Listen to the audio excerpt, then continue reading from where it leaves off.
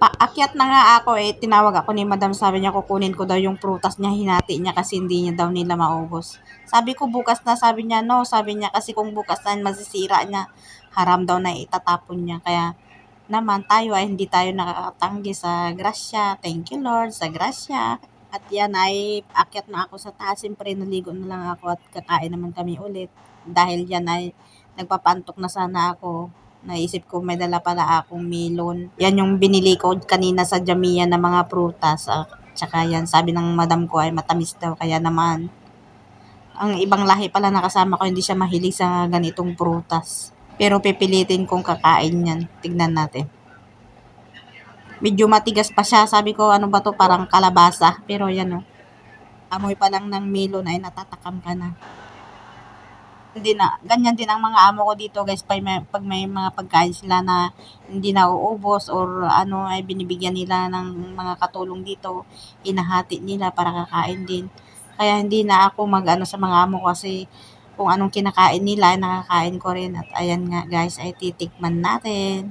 At andito na itong kasama ko guys. Siya pala yung bago kong kasama. Kung nakikita nyo ay with makeup yan kasi nga gusto niya daw maganda siya sa paningin ng asawa niya. Kaya kada magbibideo kasi sila ng asawa niya ay naka-makeup.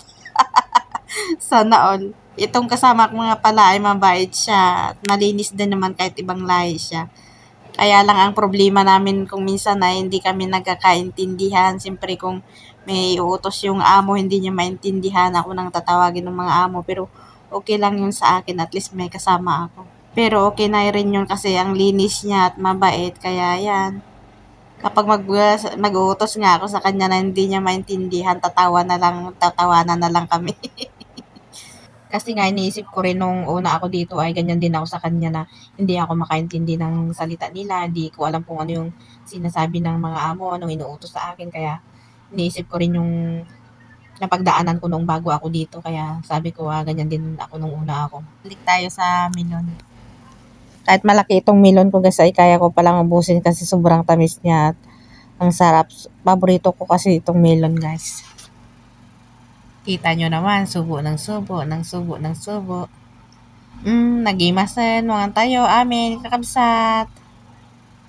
Niyayaya ko nga itong kasama ko para tulungan niya na ako para maubos na ito.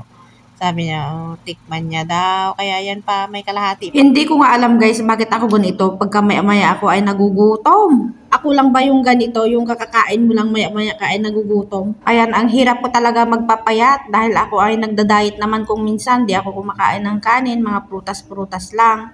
Pero ito, hindi pa rin pumapayat. Alam naman ang ugali ko kung minsan kahit kumakain na ako sa baba, pagkaakyat ko sa taas ay may baon pa din.